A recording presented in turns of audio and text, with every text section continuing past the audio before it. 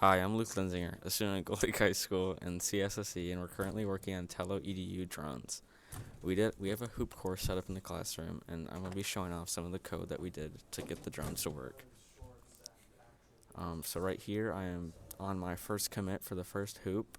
It's stable, and we have the takeoff message that makes it go up, and then we have forward 175, which is how many centimeters I think it goes forward. So I'm going to go ahead and play the video here and show you what it does. See, it does the takeoff command, and then it's going to come forward in a second here. Okay, so now it's in the first hoop, and I'm going to go in here and check out my second hoop commit, if this is the correct one. We had a little trouble with the commits here, that's why there's so many. I think this is it. Yeah, so it says we have the four numbers here for the distance it goes forward and rises at the same time, and the speed it does it. So that's what this shows, and we also changed the first hoop code on that as well, just so it goes along better. I'm gonna play the video here. It'll show it going to the second hoop. So it's raising up here at the same time as it goes forward.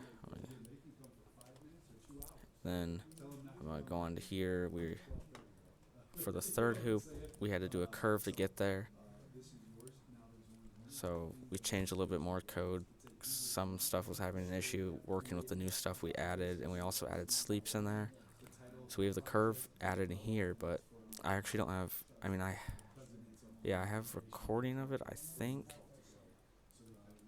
No, I don't, because every time it would get to that part, it would give us an error, no joystick.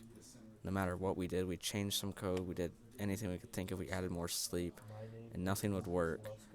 So then, and we still coded out the rest of it, like what it would be theoretically to get to the last part of it. So if we come in here, hold on, we gotta check this out. I don't know why it's not changing here. I'm gonna pause this video real quick. Okay, so now you can see down here it has the minus 230 because it's descending down instead of going up. To get through these bottom two hoops you can see on your screen right here. So this theoretically would have worked, but our drone just kept getting errors and we couldn't get it to work. And we also have the land command, it would just land right there after it got through the fourth hoop. So that's about it for this vlog today. Thank you for watching this and learning a little bit more about coding drones with me. Thank you. Bye.